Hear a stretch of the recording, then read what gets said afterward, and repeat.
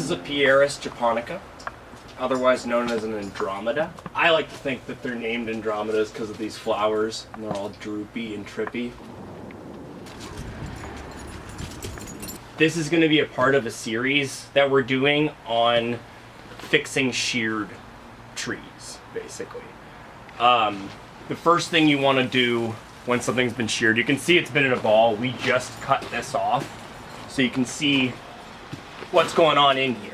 So basically, when it's been sheared into a ball, you know, you can see these cuts. Look at this. It's basically been nubbed right where it's growing. Trees have a thing called apical dominance. Apical meaning apex. They're trying to grow to their desired height. When you cut that, you're basically like spreading that apical dominance out, and it confuses the plant. A lot of people do this to Pierises.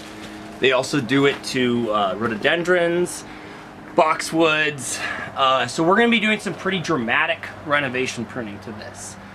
I'm ready to do this because I've been watching this thing grow for almost 4 years. The previous gardener here sheared this into a ball. And so the first thing you need to do if you are trying to recover your plants from shearing is to be patient and wait and observe the plant. We know that we're ready to do this because it finally has really, really healthy canopy growth. These are great branches. This tree wants to go up, and you can see how thick the base of the trunks are. So that's kind of like, you think of it proportionally as the width of the trunk and the width of the branches coming off of it. You're only technically supposed to cut to 1/2 of that width at the most. It's gotta have, this is a great example right here. So this is actually pushing our luck a little bit, but the size of so this is a healthy branch. This is not. I can't correct this growth.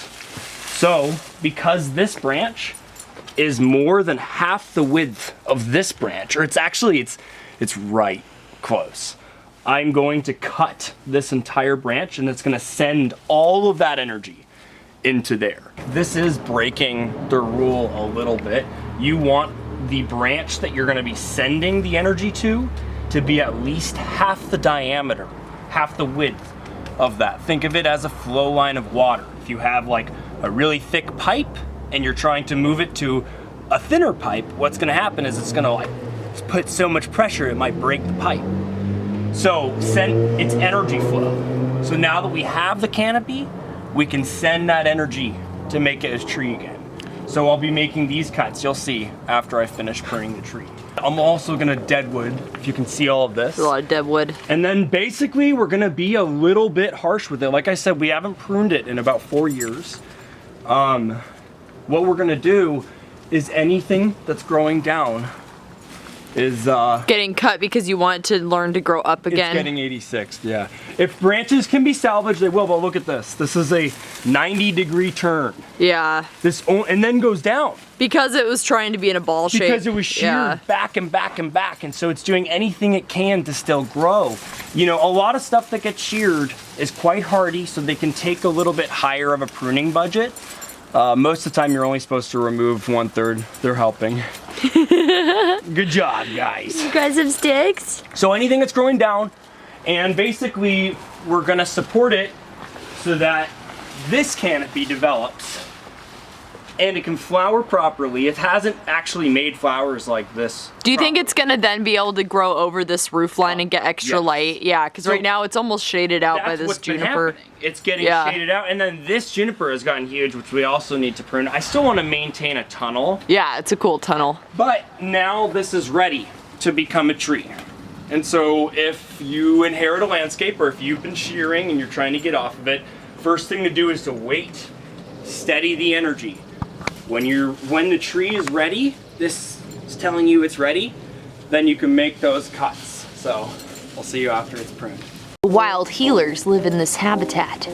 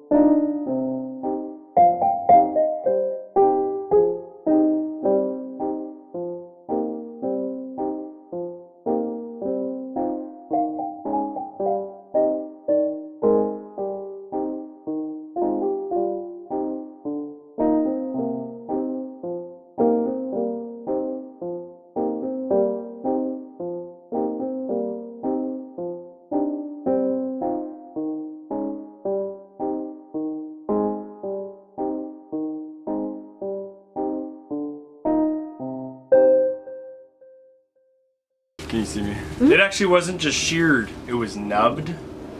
What does nubbed mean? Well, you can see actually it was cut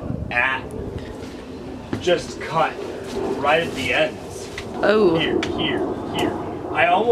I think maybe it was when they were building this building. Like maybe it was a big tree and they just nubbed it back.